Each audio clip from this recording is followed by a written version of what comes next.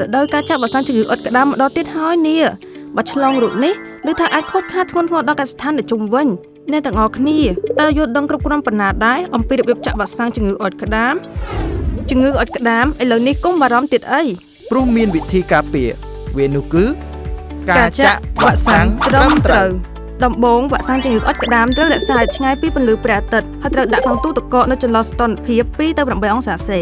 មុនប្រើត្រូវយកចេញពីទូទឹកកករងចាំឲ្យសីតុណ្ហភាពឡើងដល់ប្រហែល20អង្សាហើយក្រឡុកឲ្យសព្វ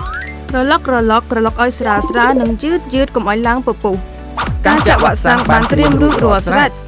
សម្រាប់គោនិងជ្រូកចាក់2មីលីលីត្រក្នុង1ក្បាលសម្រាប់ចៀមចាក់1មីលីលីត្រក្នុង1ក្បាលហើយត្រូវគោរពវិធាន1ក្បាល1ម្ជុលយ៉ាងហ្មត់ចត់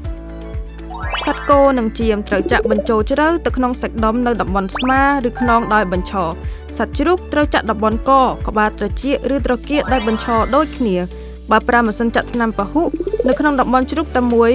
ម្ជុលមិនត្រូវលើស5ក្បាលឡើយតើត្រូវធ្វើដូចម្ដេចបញ្ឈរ1ក្បាល1ម្ជុលត្រឹមត្រូវនឹងបរិមាណត្រឹមត្រូវនឹងទីតាំងសូមចងចាំឲ្យបានល្អ